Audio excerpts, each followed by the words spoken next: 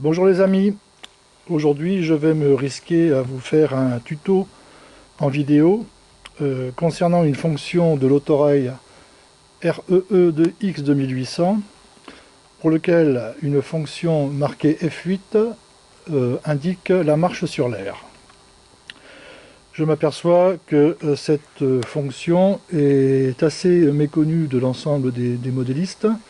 Et pour cause, c'est une fonction qui a été récemment implémentée par ESU dans des toutes dernières versions des Luxound, à savoir les V5.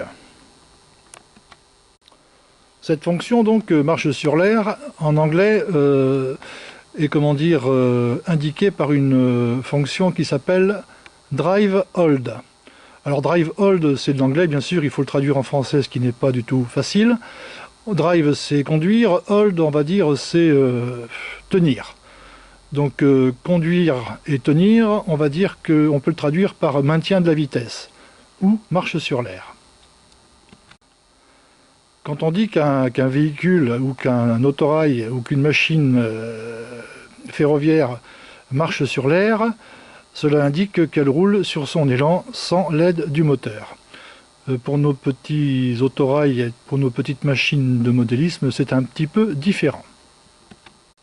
Nous allons considérer que cette fonction marche sur l'air pour nos autorails consiste à geler la vitesse du moteur d'entraînement, qu'il soit à l'arrêt ou en mouvement.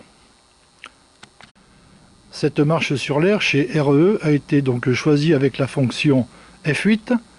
Pourquoi F8? Parce que c'est une touche de fonction qui se trouve en bas de colonne sur les centrales ECOS. Et concernant les multimos qui sont le plus souvent utilisés, cette touche F8 se trouve au-dessus de la touche F0, entre parenthèses F10, et donc elle est facilement localisable. Quand je dis qu'elle est facilement localisable, ça veut dire que l'on peut l'utiliser sans regarder la télécommande et ainsi rester concentré donc sur notre machine. Pour ma démonstration, j'utilise une Multimos sans fil.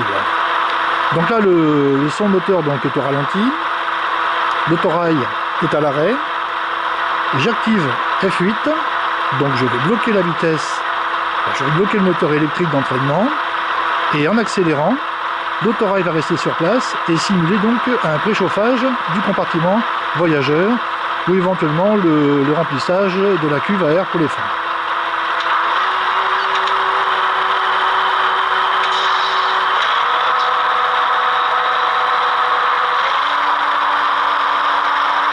Je peux monter de plus en plus fort au niveau d'écran. Ça n'a pas beaucoup d'intérêt, on va rester au écran numéro 1. Je considère que la manœuvre est aboutie, donc je remets une manœuvre de gaz à 0. Du moins la commande des gaz, pardon. Je désactive F8 et j'accélère. Donc là la fonction est désactivée, l'autorail va donc pouvoir bouger.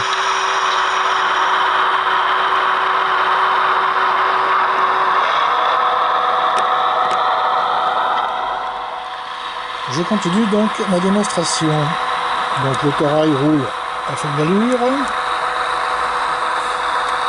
J'active la touche F8. Je mets les gaz à 0. Comme la touche F8 est activée, la vitesse du moteur est gelée. Donc il continue à rouler sur l'air. Si je laisse les gaz à 0 et que je désactive la touche F8, l'autorail va s'arrêter.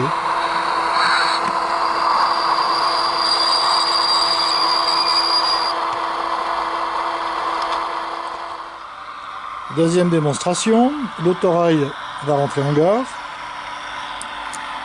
J'active F8 pour le gel de la vitesse. Je mets les gaz à 0.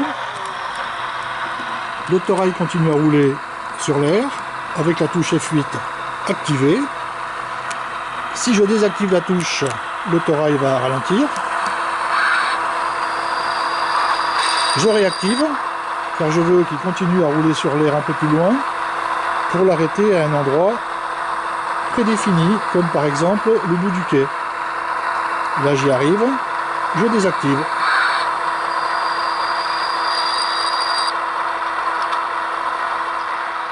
je vous invite à faire les essais à petite vitesse, hein, parce que sinon, à grande vitesse, vous risquez d'aller à la catastrophe.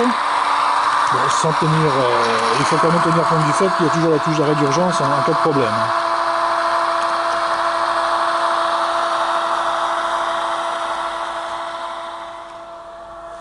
Là, mon autorail va sortir du tunnel à une vitesse intermédiaire toujours. Et là, on imagine qu'on va attaquer donc une rampe. Donc, il faut simuler cette montée en rampe. J'active F8 pour bloquer la vitesse. J'accélère légèrement avec la poignée des gaz. L'autorail, le régime moteur donc augmente, mais l'autorail n'accélère pas. Il reste à la vitesse constante toujours. Donc je peux monter un peu plus haut dans l'écran. J'arrive pratiquement en haut de la rampe pour ma simulation. Donc là, je bascule du côté donc de la pente en descente. Donc je coupe les gaz, mais j'ai toujours ma touche F8 activée. Donc l'autorail continue à rouler sur l'air.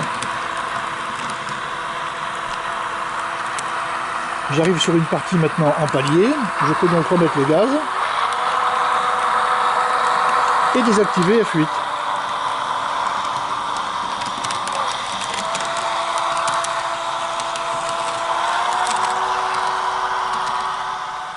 Donc l'intérêt de cette marche sur l'air est de pouvoir jouer avec la manette des gaz à un régime supérieur ou inférieur à la vitesse de déplacement réel de l'autorail. Là, il roule sur l'air toujours. Donc là, je roule sur une grande pente, comme le seuil de Bourgogne avant d'arriver à Dijon par exemple. Donc ça descend, pas besoin de fort moteur. L'autorail roule sur sa lancée. Donc F8 est activé. Les gaz sont à 0. Je m'approche de la gare, je commence à ralentir, donc je désactive. Je réactive pour garder un peu de vitesse.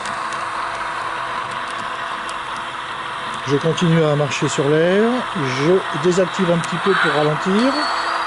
Je réactive pour continuer à rouler sur l'air. Je vais m'arrêter au niveau du passager. Et voilà. En désactivant bien sûr F8. Alors je précise que mon autorail, moi, n'est pas équipé d'un décodeur Zimo. Je l'ai équipé d'un décodeur ESU Loxund, avec une bande son personnalisée. Mais la fonction marche sur l'air fonctionne normalement de la même façon que chez Zimo, du moins je l'espère. Voilà mes amis, j'ai tenté, c'est pas facile donc de vous faire ce tuto vidéo donc pour vous expliquer donc le fonctionnement de l'autorail, la marche sur l'air donc. Et si vous avez des questions, j'y répondrai volontiers. Je tâcherai de faire quelques autres démonstrations peut-être un peu plus convaincantes, parce que là c'est une des premières fois que je le fais et je n'ai pas la gouaille et l'aisance de notre ami Eric Limousin qui a l'habitude de faire ce genre d'intervention. Voilà, je vous souhaite une bonne journée et à très bientôt les amis.